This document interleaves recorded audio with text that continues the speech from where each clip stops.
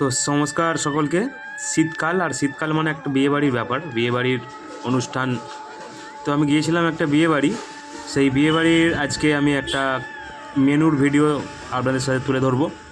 তাই যারা যারা চ্যানেলে নতুন আছেন সকলকে অনুরোধ করবো চ্যানেলটা সাবস্ক্রাইব করে দেবেন এবং পাশে থাকা বেল আইকনটি প্রেস করে রাখবেন যাতে নতুন নতুন ভিডিও দ্রুত আপনাদের কাছে পৌঁছায়। তো দেখতে পাচ্ছ এন্ট্রান্স থেকে প্রবেশ করে এলাম ভিতরেতে।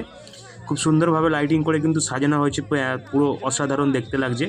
বিয়েবাড়ির প্যান্ডেল বলে কথা, আলোক রচনায় উদ্ভাসিত হয়েছে, আলোক উদ্ভাসিত মঞ্চ। আর এখানে কিন্তু তারপরেই সরাসরি দেখা হয়ে গেছে কার সাথে? দেখা হয়ে গেল গণেশের সাথে। গণেশ কিন্তু সামনেই আছে, আর তার পাশেই দেখতে পাচ্ছ প্যান্ডেল, সেখানে কিন্তু ব্রাইডালরা রয়েছেন। আর সরাসরি আমরা যেহেতু খেতে গেছি তাই আমরা সরাসরি চলে গেলাম খাবার প্যান্ডেলে। তো এরপর লাইন দিয়ে বসে পড়ার পরেই একটা ইউনিক টাইপের মেনু কার্ড, চকলেটের উপরে মেনু কার্ড এই প্রথমবার দেখলাম। দেখতে পাচ্ছ কী কী আইটেম ছিল, কত রকমের আইটেম ছিল। ইউনিক সবচেয়ে লেগেছে হচ্ছে এই মেনু কার্ডটি। এরকম মেনু কার্ড কিন্তু কেউ দেখোনি এর আগে, যদি কেউ দেখে থাকো অবশ্যই কমেন্ট করে থাকবে। তো মেনু কার্ড হাতে পেয়ে গেছি, এবার চলে আসবে মেনু কার্ডের অনুযায়ী পরপর লিস্ট। প্রথমেই চলে এলো মুগমোহন। তো এই মুগমোহন আর সাথে থাকবে কি, মেনু কার্ড অনুযায়ী ছিল আলু কষা। তো এবার আমরা এখানে নিয়ে নেব আলু কষা। দেখতে পাচ্ছ আলু কষা চলে এসেছে। তো মুগমোহনটা দিয়ে আলু কষাটা খেয়ে দেখা যাক। তবে ভয়েস ওভার দিতে দিয়েই কিন্তু জিভে আর একবার জল চলে এসছে, যেহেতু বিয়েবাড়ি একটা আলাদা রকম গরম গরম খাবার, টেস্ট অসাধারণ। তো এই মুগমোহন আর আলু কষা, তো এরপর মুগমোহন দিয়ে খাওয়ার পরেই আলুটা খুব সুন্দর, কষাটা কিন্তু অসাধারণ হয়েছিল।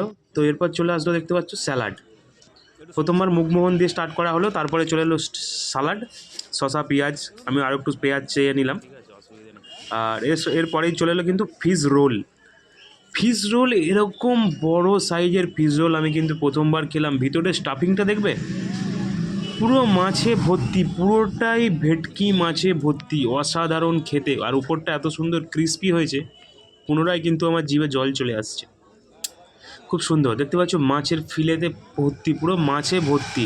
এরকম বড় সাইজের একটা মাছের রোল, ফিশ রোল কিন্তু খুব কমই দেখা যায়। তো ফিশ রোল শেষ করার পর পোলাও চলে এসছে, সাথে ছিল মটন কষা। তো আমি পোলাও নিইনি, আমি নিয়ে নেবো এখানে চিংড়িটা আগে নিয়ে নিয়েছি, সাদা ভাতটা আসছে।